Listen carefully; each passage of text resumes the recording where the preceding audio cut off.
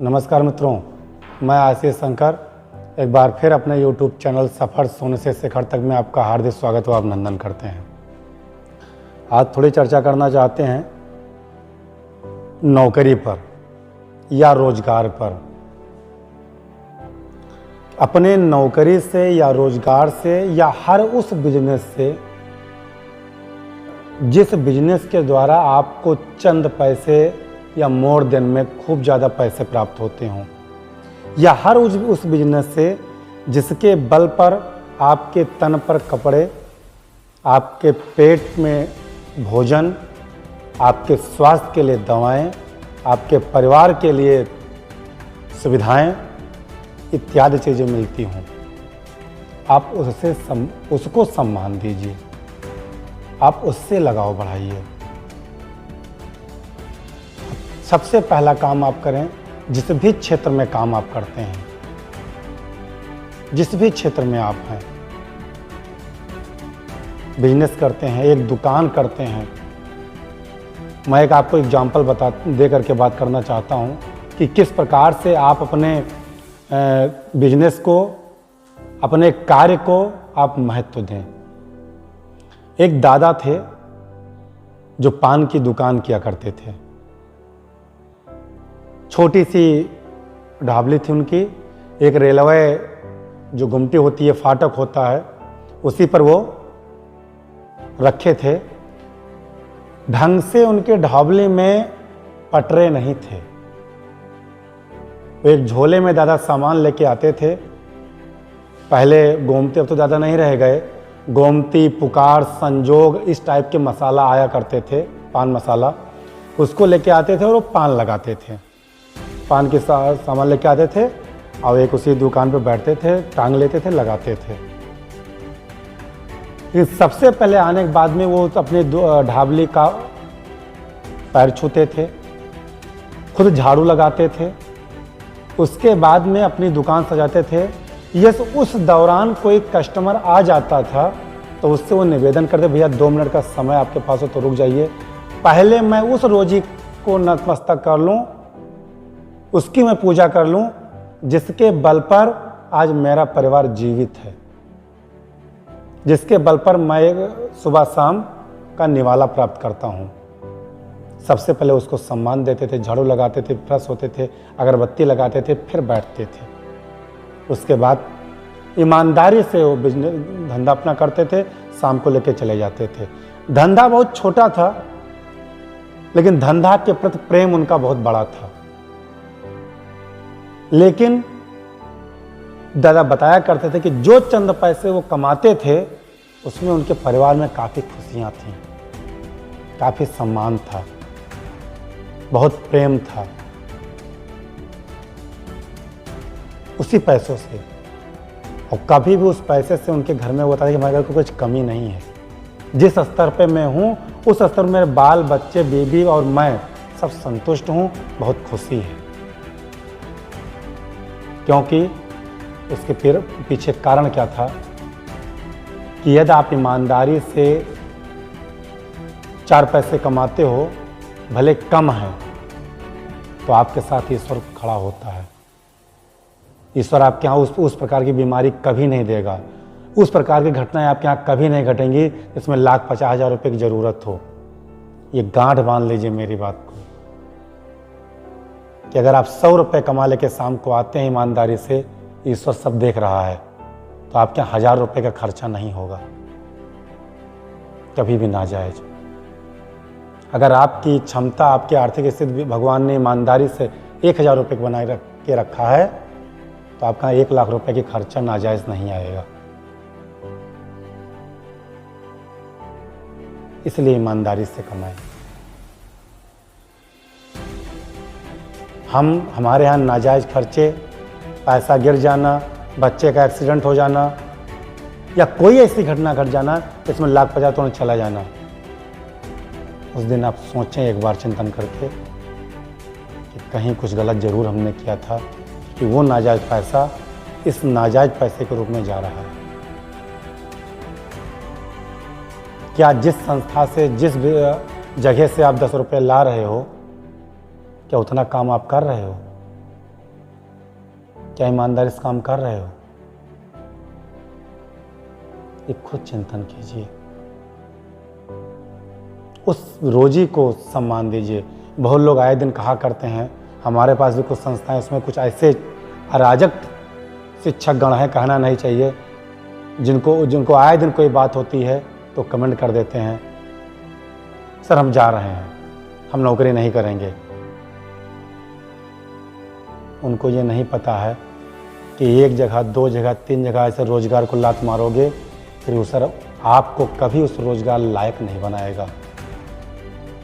आज जो दर दर लोग भटक रहे हैं ना, कि भैया CV लेकर के रोजगार मिल जाए, क्योंकि ईश्वर उनको रोजगार लायक समझता ही नहीं है। जिस दिन आप किसी भी छोटे से रोजगार लायक, छोटे से कार्य लायक, कहीं काम करने लायक होंगे, उस दिन ईश्वर आपको कहीं ना कहीं लगा देगा, चाहे प्राइवेट सेक्टर में, चाहे गवर्नमेंट सेक्टर में।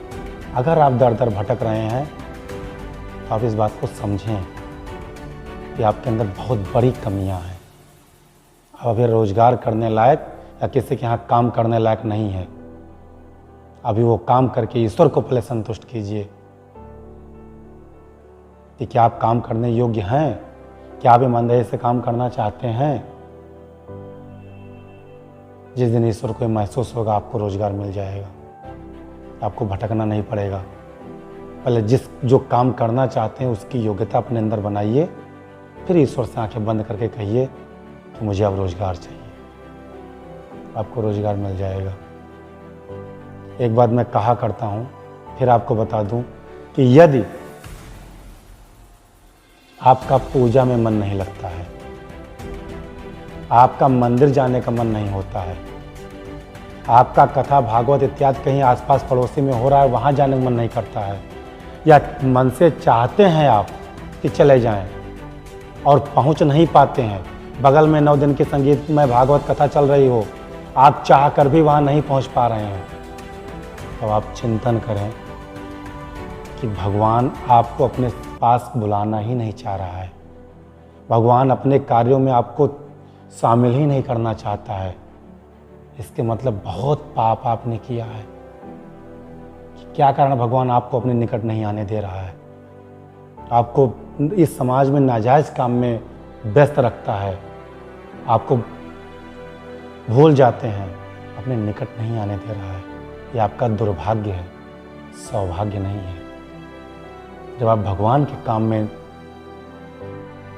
समय नहीं निकाल के पहुंच पा रहे हैं, इसके मतलब कहीं ना कहीं आपके अंदर बहुत बड़ी खोट है, बहुत बड़ा पाप आपने किया है।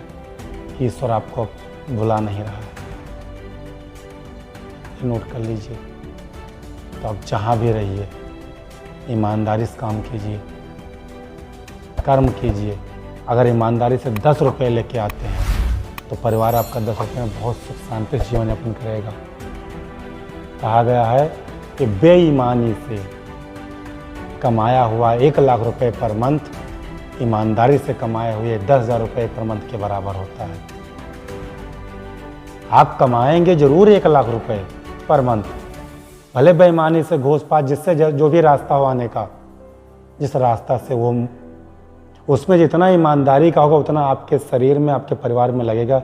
शेष पैसा कहीं ना कहीं इन्वेस्ट हो जाएगा, आपको सुख नहीं देगा। इसलिए मैं आपसे निवेदन करता हूँ कि संस्था, रोजगार, किसी भी कंपनी में रहें, सबसे पहले उस संस्था का धन्यवाद दें और ईश्वर को धन्यवाद दें, जिसके बल पे आप और आपका परिवार सुबह शाम का निवाला खा रहा है। अब लोग कहते हैं हम किए हैं तब पा रहे हैं। तुमसे ज़्यादा मेहनत करने वाले हैं, वो नहीं पा रहे हैं। तुमसे ज़्यादा काम करने वाले हैं, दर दर भटक रहे हैं। अगर ईश्वर ने कहीं आपको लगा रखा है तो उसकी बहुत बड़ी कृपा है। इस बात को ध्यान रखें, कर्म अच्छे कीजिए। कहा जाता है कि सूरत नहीं कीरत पूजी जाती है। आप अपने सूरत में ना ध्यान दें, आप अपने कीरत पे ध्यान दें। अगर किरत अच्छी होगी, किरत मतलब कर्म, अगर कर्म अच्छा होगा तो आप हर जगह पूजे जाएंगे, और सूरत अच्छा होगा तो आप कहीं कहीं पूजे जाएंगे।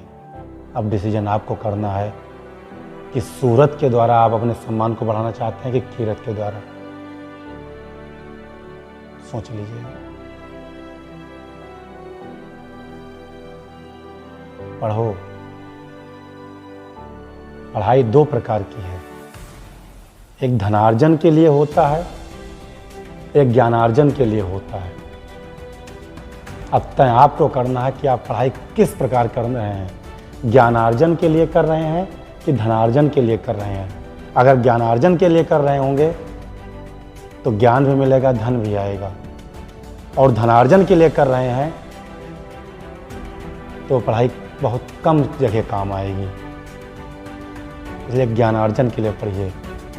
अंबेडकर को कोई जात से नहीं पूछता है, कोई धर्म से नहीं पूछता है, ज्ञान से पूजे जाते हैं वो। उनकी पूजा पूरे भारत में या विश्व में जो भी उनको जानते होंगे, जो भी भारतीय रहते होंगे या बाहर के लोग जानते होंगे, सिर्फ और सिर्फ हमारे विचार से वो एक चीज़ के लिए पूजे जाते हैं, क्योंकि वो ज्ञानवान थे। कई विषय में पीएचडी कर रखी थी, डिग्री नहीं ली थी, जाके यूनिवर्सिटी में पीएचडी किया था। इस प्रकार का जब ज्ञान होगा तो आप पूजे जाएंगे। ज्ञानवान बनिए, धनवान नहीं।